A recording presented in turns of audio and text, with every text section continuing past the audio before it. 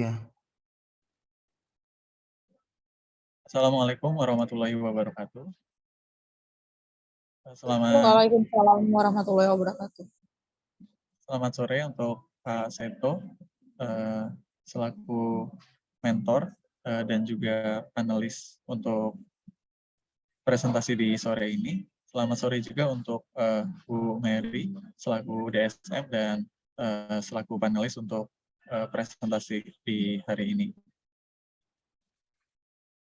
Sebelumnya izinkan saya untuk menyampaikan hasil pembelajaran di fase support untuk program Leadership Development Program di batch 5 ini.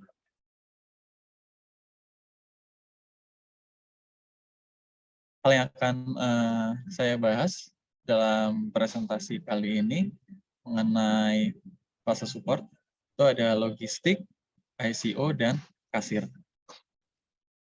Yang pertama akan kita bahas yaitu mengenai logistik. Untuk hal pertama yaitu mengenai jenis penerimaan barang. Nah, jenis penerimaan barang sendiri itu terdiri dari 3 jenis, yaitu barang dari DC, baik itu dari DC Jababeka maupun dari Cikupa. Yang kedua yaitu barang antar store atau yang biasa kita sebut dengan A-store. Kemudian barang dari vendor langsung ke store. Untuk contohnya, misalkan barang-barang untuk informa elektronik. Lanjut untuk slide yang berikutnya, yaitu mengenai kedatangan barang dan proses unloading atau pembongkaran barang.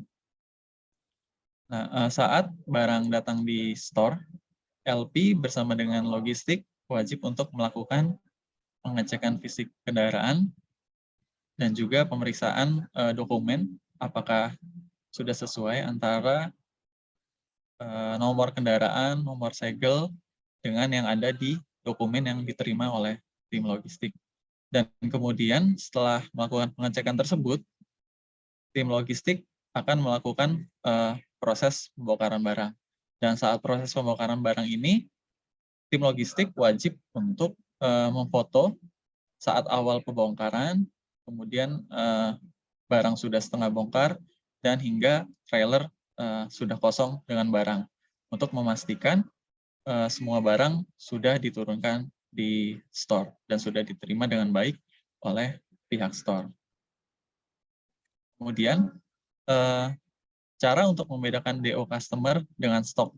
Untuk cara yang paling mudah yaitu melihat case ID-nya, di mana antara perbedaan DO customer dengan stok yaitu terletak di samping kode toko, di mana kalau untuk DO sendiri itu dia ada angka 0 strip dan kemudian diikuti dengan nama customer. Seperti contoh di sebelah kiri layar, contohnya itu ada LK 0-H436, kemudian di bawahnya diikuti dengan nama customer, Masnah, kirim, dan install. Nah, untuk stok sendiri, di bawah kode toko, itu akan tercantum nama store. Seperti di sebelah kanan layar, itu ada store Informa Sultan Agung. Nah, dari sini, tim logistik akan dapat memisahkan antara barang DO customer dan dengan stok. Kemudian apa yang dilakukan untuk barang-barang stok? Nah, tim logistik selanjutnya akan mendistribusikan barang-barang tersebut ke masing-masing departemen. Nah, di proses serah terima ini, logistik dan PIC atau SPV di departemen itu akan melakukan pengecekan fisik barang, pengecekan packing barang, apakah baik atau terdapat misalkan sobek atau penyok. Nah, itu wajib diperiksa oleh tim dari store, baik logistik maupun SPP dan PIC. Agar saat ditemukan cacat, jadi tim departemen itu dapat langsung melaporkan cacat tersebut ke tim logistik untuk dilakukan proses selanjutnya. Proses yang selanjutnya apabila tim logistik menerima laporan, baik itu barang cacat, barang lebih, barang kurang, DO tanpa barang, atau barang tanpa DO, nah, tim logistik akan menginput LPP BDO di S2 support.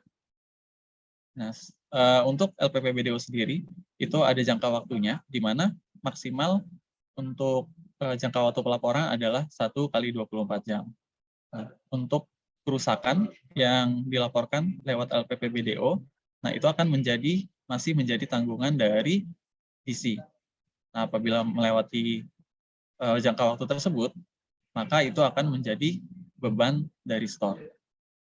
Makanya hal ini penting untuk departemen untuk memeriksa setiap penerimaan barang yang datang dari DC ke store.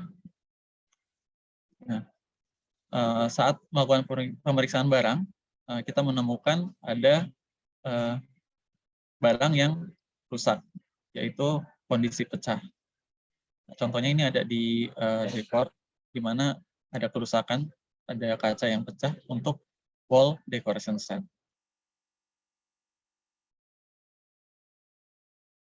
Setelah departemen memastikan semua barang dalam kondisi baik ataupun ada kekurangan atau cacat, maka tim logistik akan melakukan GR atau good receive. Di mana untuk barang dalam kondisi baik, itu akan dimasukkan ke slog 1000 di sistem SAP. Kemudian untuk barang rusak, itu akan diisi di kolom damage quantity-nya. Ada berapa barang yang mengalami kerusakan, itu wajib diisi. Kemudian barang yang rusak tersebut wajib dilaporkan ke ICO. Berikut untuk beberapa tugas dari tim ICO, yaitu TDM atau Transfer Data Monitoring, kemudian pengajuan ADF, kemudian proses STR, dan kemudian adjustment. Nah, untuk hal yang akan saya highlight di sini yaitu mengenai TDM dan juga ADF. Di mana TDM ini penting karena apabila terdapat perubahan harga, apabila tidak diupdate, tentunya itu akan menimbulkan komplain dari customer, ataupun juga nanti akan menimbulkan selisih nantinya di kemudian hari. Nah, kemudian untuk proses ADF. Nah, untuk proses ADF ini penting untuk dilakukan untuk follow up barang-barang di departemen yang rusak.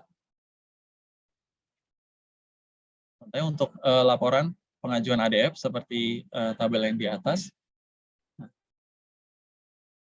departemen wajib untuk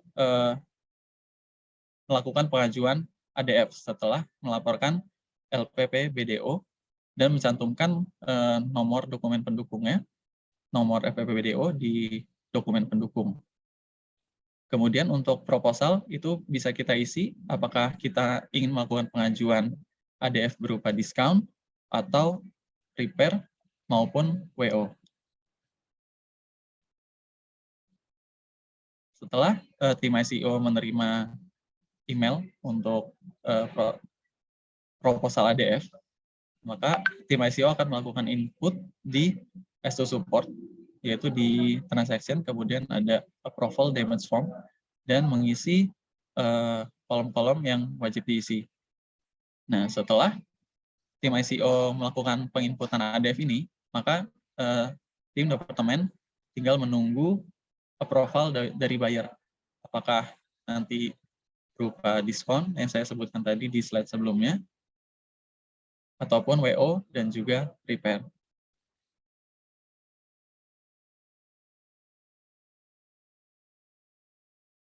Selanjutnya, kita akan membahas mengenai kasir. Nah, di kasir sendiri, saya membagi 3 bagian. Untuk yang pertama yaitu mengenai opening, operating, dan closing. Nah, di proses opening ini, tim kasir wajib menyiapkan modal, kemudian memastikan IDC dalam keadaan baik, dan membuka pos untuk persiapan melakukan transaksi. Kemudian yang kedua yaitu operating. Nah, tim kasir wajib untuk menjalankan 7-step kasir. Nah, yang akan saya highlight di sini untuk operating. Nah, di mana operating ini penting karena di sini sudah berjalan operasional tim kasir, di mana tim kasir wajib untuk melakukan transaksi dengan benar dan akurat, karena itu akan berpengaruh terhadap KPI tim kasir sendiri. Nah, kemudian untuk ADF yang sudah diajukan, nah apabila sudah mendapatkan approval dari buyer berupa diskon, nah maka tim ICO akan melakukan print barcode seperti contoh yang ada di bawah yang ada label kuning. Nah, itu adalah barcode untuk ADF. Dan untuk proses transaksinya sendiri, nanti di kasir itu akan menggunakan open price. Nah, di sini ada open price tipe. Nah, pilihannya itu adalah ADF, dan kemudian kita lakukan scan untuk barcode barang ADF tersebut. Kemudian kita meminta untuk open price ke store manager. Demikian presentasi untuk fase support di sore hari ini. Terima kasih Pak Seto dan Bu Mary atas perhatiannya. Assalamualaikum warahmatullahi wabarakatuh. Waalaikumsalam warahmatullahi wabarakatuh. Oke, thank you Pak Ganda. Pertama, kalau saya cek dari segi PPT-nya sudah cukup lumayan improve ya dibandingkan yang sebelumnya. Ya meskipun memang Bapak coba lebih konsistenkan untuk template-nya, jadi antar slide itu lebih konsisten dalam hal warna ataupun icon-icon dan lain sebagainya. Terus kemudian perhatikan juga untuk kalau gambar itu wajib ini ya HD Pak, jangan pecah-pecah. Tadi saya perhatikan masih ada beberapa yang pecah. Terus itu kan mengganggu ya, terutama untuk panelis-panelis yang visual gitu kan. Jadi lebih bagusnya Bapak tampilkan gambar-gambar atau foto yang HD ya. Meskipun memang kalau kita screenshot gitu ya, screenshot ataupun kita ngambil dari komputer harus benar-benar bagus gambarnya ya biar lebih kebaca juga. Tuh, terus paling ada beberapa pertanyaan yang mau saya tanyakan, Pak. Yang pertama, boleh kembali Pak slide-nya, Pak.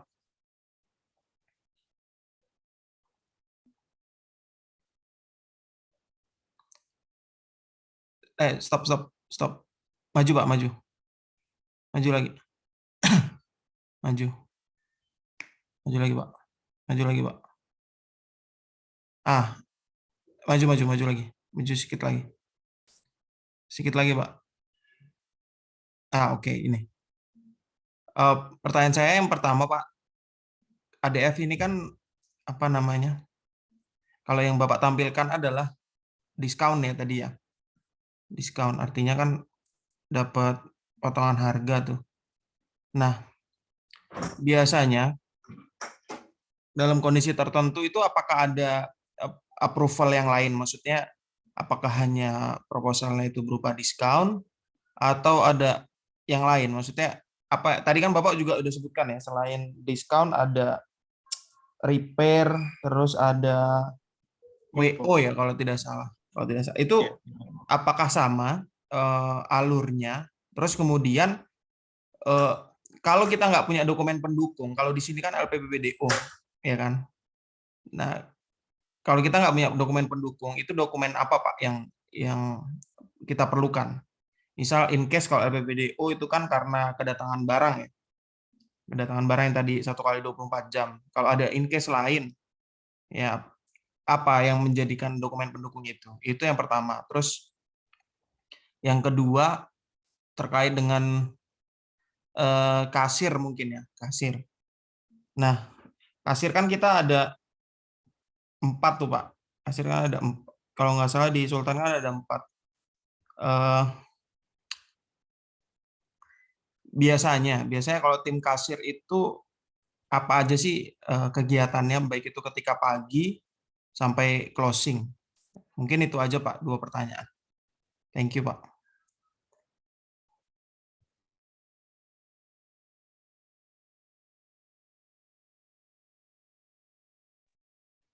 Untuk mengenai pertanyaan yang pertama terkait pengajuan ADF. Untuk ADF sendiri yang sudah saya sebutkan sebelumnya, yaitu untuk proposal itu bisa prepare, WO, dan juga discount. Nah, untuk case tertentu, untuk dokumen pendukung itu kita bisa, misalkan untuk case yang cacat nih Pak, untuk DO yang sudah dikirimkan ke rumah samar. Nah, kemudian tiba-tiba ditemukan cacat. Nah, maka untuk pengajuan ADF-nya, itu kita dokumen pendukungnya menggunakan nomor BAP. Pendukung juga foto-foto kerusakan dan seluruh foto keseluruhan barang. Nah, untuk pertanyaan yang kedua yaitu untuk kegiatan kasir mulai dari pagi hari itu tim kasir melakukan opening, yaitu mengambil modal, kemudian menyiapkan label paid, kemudian dan mengisi logbook untuk barang-barang atau tools yang diambil di pagi harinya. Nah, di saat sudah closing, nah tim kasir akan melakukan final payment dan juga melakukan settlement di edisi yang sudah dilakukan transaksi di pagi hari hingga sampai closing toko, Pak. Oke, satu lagi Pak, modal kasir berapa Pak? Kalau untuk modal kasir 500.000, Pak. 500.000 ya. Oke. Oke, dari saya itu aja cukup. Thank you Pak Ganda. Boleh dilanjut Bu Mary mungkin. Oke, selamat siang Pak Ganda. Selamat siang Ibu Mary. Selamat siang semua. Kalau saya sih tadi udah kalau perihal penampilan dari PPT-nya semua udah dikupas sama Pak Seto ya. Kalau saya lebih ke cara presentasi kali ya Pak. Karena yang saya dapat nih secara virtual, yang saya dapat untuk presentasinya tuh masih kaku gitu. Jadi cara presentasinya tuh harusnya bisa lebih luas lagi.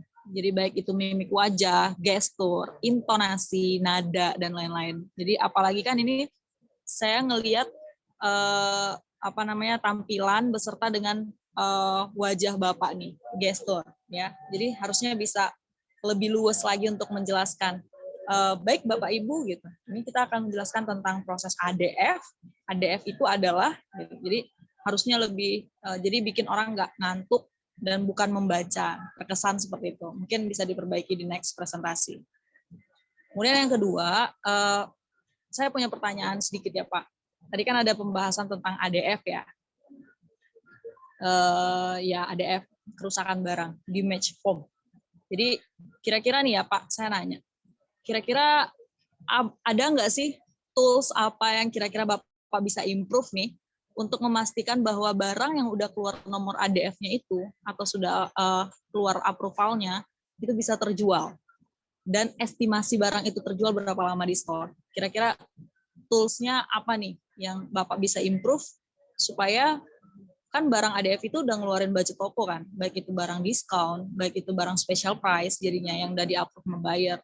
Dan kita juga punya waktu kan timeline-nya supaya bisa terjual. Itu berapa lama timeline terjual di store, dan apa improvement Bapak supaya barang itu bisa keluar secepatnya. Mungkin dari saya itu aja Pak, bisa dijawab. Terima kasih.